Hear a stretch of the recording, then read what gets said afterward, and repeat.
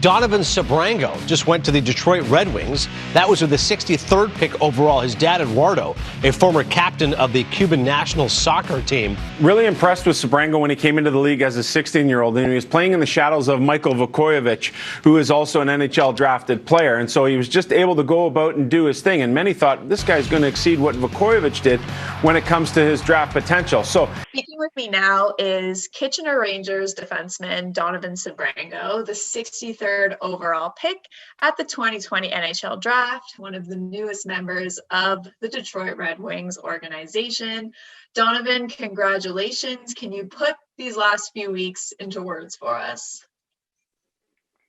Thank you. I mean, these last couple of weeks have been kind of hard to put into words, but I mean, it's just a dream come true for me, and I know kind of everything's different and kind of different than how we all planned it, but it still felt the same, and it felt like I expected to, and it was just a great feeling, a great honor to go to Detroit.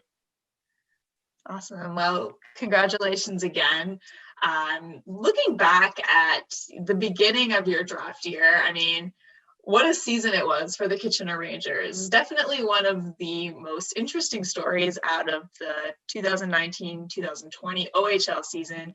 You guys had quite the turnaround. Last place in November, first in the Western Conference in January, an extremely dominant second half of the season. How do you feel your defensive game contributed to that? And maybe you can just kind of let us know how you describe your game. Yeah, I think throughout that whole year's ups and downs, and I think kind of the big point that stuck out to me was losing when our coach kind of got let go, and he had great faith in me my first year, so kind of took that to heart, and I think I kind of used it as a bit of a wake-up call, and so I think that kind of is where my game kind of transitioned into more of a 200-foot game after that, a little bit of a wake-up call. So I think kind of earlier on in the year, I'd say it was more offensive, didn't really have too much defensive skill in my toolbox, but I think after kind of wake-up call, I kind of rounded my game more into a 200-foot game and kind of really prided myself on my defensive game. How has the Kitchener Rangers organization and the Ontario Hockey League in general, how would you say they've best supported your growth as a player and your development? I think right off the bat, my first year, all the coaching staff as a 16-year-old, having faith in me to play big minutes and against big matchups. So I think right off the bat, when I first walked in, they gave me the confidence that I needed. So I think I owe it a lot to them. And this transition in my second year, they gave me a good role, good minutes. And I think just kind of the faith they kind of had in me from day one has really helped me kind of become the player I am today. Well, I mean, the Rangers are certainly a historic franchise, lots of NHL talent having come through the organization. How did they best prepare you for this whole NHL draft process, as unique as it's been this year? Yeah, I think they just kind of, the coaching staff, they've all been through it. They know how it is. And so just talking with them, my defensive coach, Dennis Weidman, he played 10 years plus in the NHL, so he kind of knows how it works, and it's a nerve-wracking year and a lot of things going on, but also my defensive partner Michael Vukovic helped me out a lot. He's been through all the same things I've been through, so I think just having conversations with the staff and players that have been through it helped me a lot, kind of calm the nerves and kind of just realize that it's just another year, another couple of weeks you got to go through, and just enjoy the moment and kind of stay in the moment.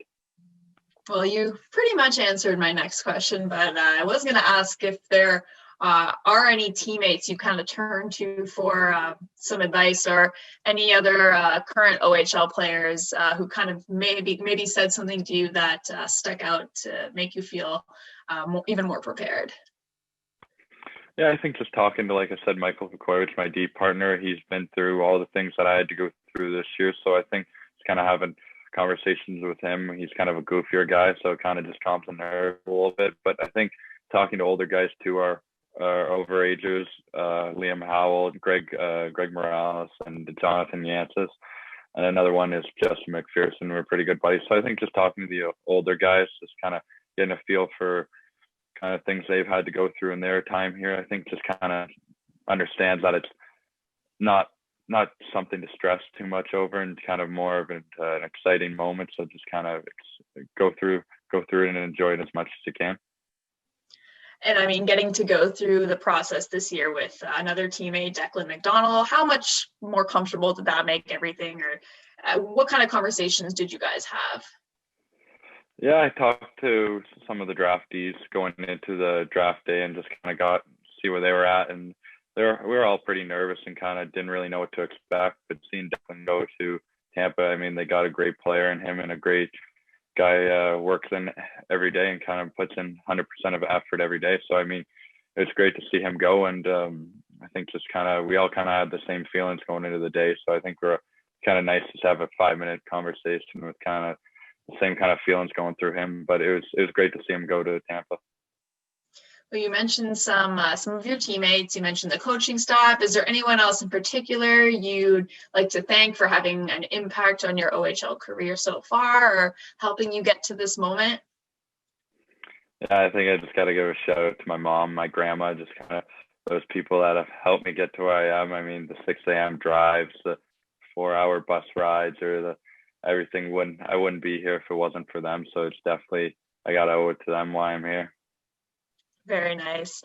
Well, I mean, from one historic franchise to another, joining the Detroit Red Wings in the midst of a rebuild, the opportunity is definitely there. What's it going to take to get to play at the pro level?